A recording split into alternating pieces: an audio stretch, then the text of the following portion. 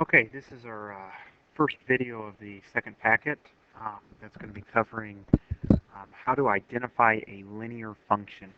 Now, if you remember from earlier videos and earlier lessons, we've already learned how to identify a function, but what today is we're throwing this extra word linear in there. What linear means is that the function is going to have to form a straight line, which means it's going to have a constant rate of change. And so we're going to use our same rules as to determine whether or not the information that is given is a function. And then I want to have to teach you a couple other ways to figure out if not only is it a function, but is it also a linear function. So let's go ahead and dive right in. Linear function is a function whose graph forms a straight line. So again, we're going to have to check to make sure that not only is it a function, but it also has to form a straight line.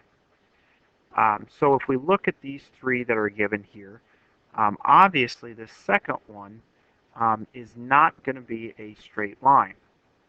Now, would this be considered a function? Yes. Remember, one of the ways to test for whether or not it's a function is our vertical line test. So if I take this vertical line and drop it over the graph, you can notice that there's no point at which of where I can drop this vertical line to where it would come in contact with the green parabola more than once.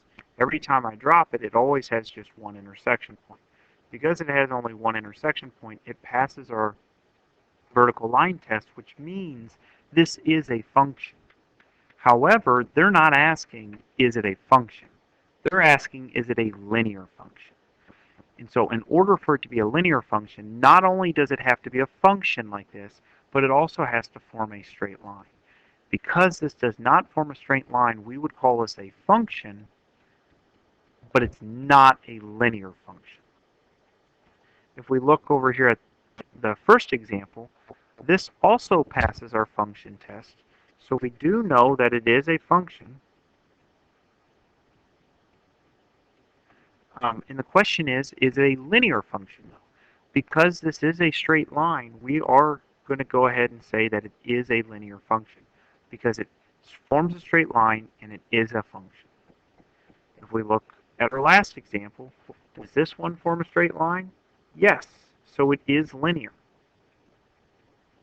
However, we've got to also check to see that it's a function. When we drop this blue line, as you can see, it falls directly on top of the vertical green line, which means it's going to come in contact with an infinite number amount, which an infinite number is definitely more than once, so this is not a function. So this would just be considered a linear line. So today we're trying to figure out, is it a linear function? These are three examples, two of which are functions, and two of which are linear, but only one of which is a linear function. So as we go through this, make sure you're testing that it's not only a function, but also linear. Now let's look to see if this is a linear function. Instead of giving us a graph, this time they give us a t-chart. We'll look at just this one on the left first. If you remember, to be able to determine whether or not it's a function when given a t-chart, we look at this x values, which we also called our domains. In order for a function to be a function, each domain has to be paired up with exactly one range.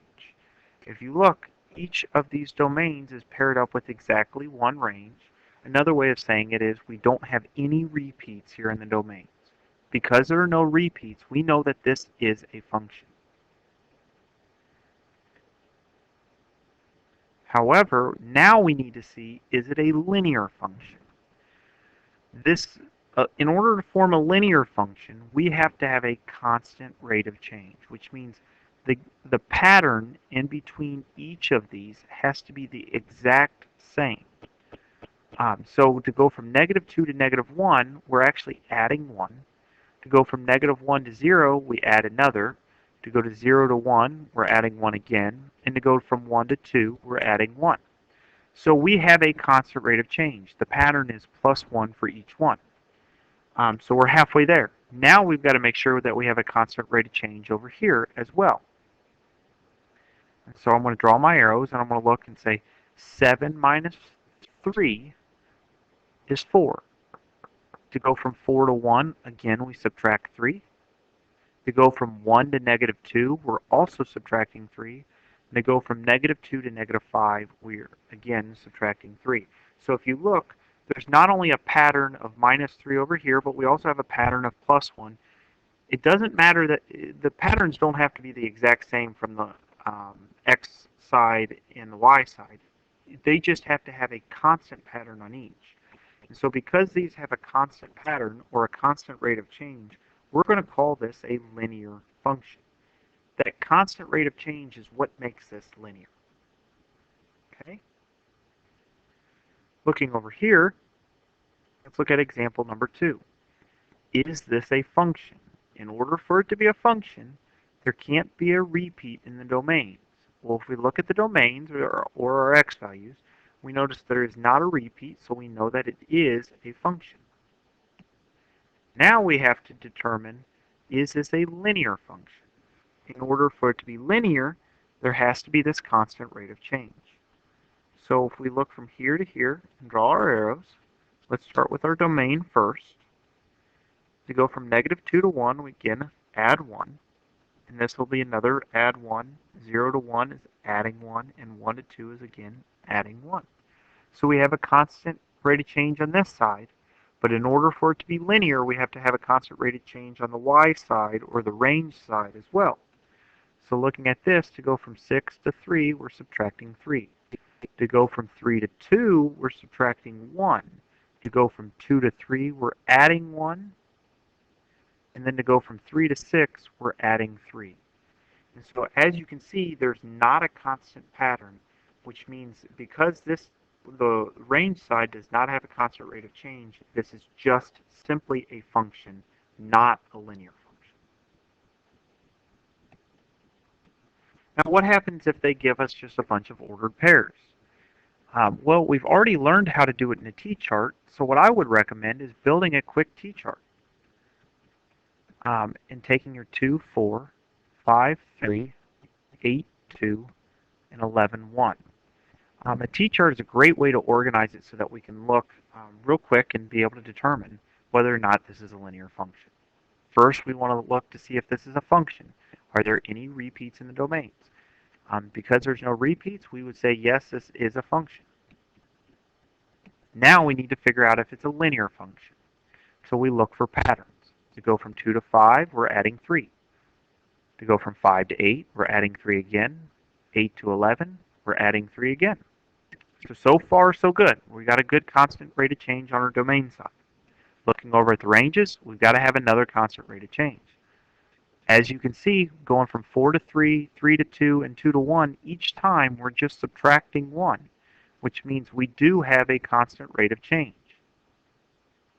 Because there's two constant rate of changes, we're going to call this a linear function. On this last one, what I want you to do is go ahead and build a t-chart, and we're going to graph this function. Because they didn't give us a domain or our x values, I want you to use 0, 1, 2, and 3. I'm actually going to expand this out to be a function chart, so that I have my y equals x plus 3 here in the middle. We're going to take our 0, plug it in, we get y equals 0 plus 3, which gives us 3. So we can graph the point 0, 3. I want you to continue this and determine then by your graph, or if you'd like to use your t-chart, whether or not this is a linear function. Remember, if you use your graph, to use the vertical line test, then determine whether or not it forms a straight line, or look for patterns and repeats in the domains. Go ahead and finish this on your own, and we'll check it later. Good luck.